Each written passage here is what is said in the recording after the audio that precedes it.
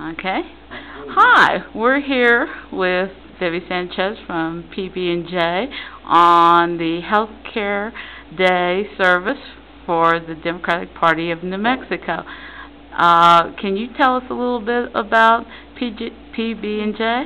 Well, PB&J's been around now for 37 years. We've always been in the South Valley. We started as a little preschool on the airway, working with parents and children who are dealing with substance abuse, mental illness, developmental disabilities. Maybe their kids are in custody for abuse and neglect. They might be dealing with incarceration. Parents come with their kids or participate with their kids in all of our programs.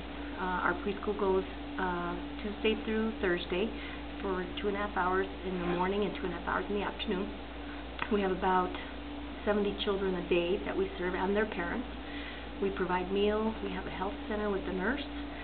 We have the same little preschool in the town of Bernalillo as well. We serve Sandoval County, parts of it, not all of it because it's so big. We also have transportation. We have counselors, social workers available. We have a program called Impact, which is for parents that are incarcerated in Los Lunas or in Graz. And so we provide services to the parents while they're incarcerated. We serve their kids and their caregiver on the outside, and then we bring the kids into the facility where we have a family sort of building trailer, if you will. So it's more of a family setting for the kids. And then we work on reunification so that once dad or mom are released to the community, that they're able to actually have a relationship with their child.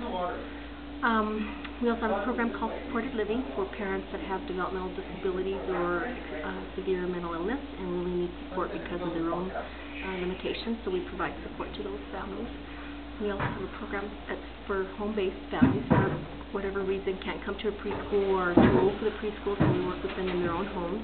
And it's based on their schedules. We have staff that work evenings, Saturdays, Sundays. It just depends what the parents need. We have a program called Kid Pack that's working with kids that are incarcerated, parents that are incarcerated, whether jail or prison, and we're working with a few schools, 6 schools in particular. So, you have the party here today helping out. What are they doing?